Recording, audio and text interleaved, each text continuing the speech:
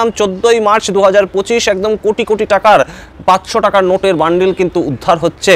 যশবন্ত বর্মার বাড়ি থেকে, যেটা কিন্তু পুড়ে গিয়েছিল এবং সেখানকার যারা দমকল বিভাগ গিয়েছিলেন তার বাড়িতে একদম আগুন নেভাতে তাদেরই কেউ এই ভিডিওটা করেছিলেন। সেটা কিন্তু মুহূর্তের মধ্যে ভাইরাল হয়ে যায় এবং সারা দেশ নড়ে চড়ে বসে যে একজন স্ট্যান্ডিং হাইকোর্টের জাজ তার বাড়িতে এত কোটি টাকার ক্যাশ কিভাবে এলো এবং নিশ্চয়ই কোনো না কোনোভাবে তিনি দুর্নীতির সঙ্গে যুক্ত, তাই জন্যই এত টাকার ক্যাশ তার বাড়িতে রয়েছে। সুতরাং এই নিয়ে যখন চাঞ্চল্য পড়ে যায়, আমরা দেখি যে কেসটা সম্পূর্ণ সিজিআই সঞ্জীব খান্নার কাছে সুপ্রিম কোর্টে ওঠে এবং সিজিআই সঞ্জীব খান্না 3 সদস্যের একটি বেঞ্চ গঠন করে দেন এবং দিল্লি হাইকোর্ট থেকে এই যশবন্ত বর্মাকে সরাসরি ট্রান্সফার করে দেওয়া হয় এলাহাবাদ হাইকোর্টে। এবং 25 মার্চ 2025 থেকে 3 সদস্যের যে বেঞ্চ গঠন করে দিয়েছিলেন সিজিআই সঞ্জীব খান্না, তারা কিন্তু তদন্ত শুরু করেছিল এবং অন্তর্বর্তী তদন্ত তারা চালিয়েছিল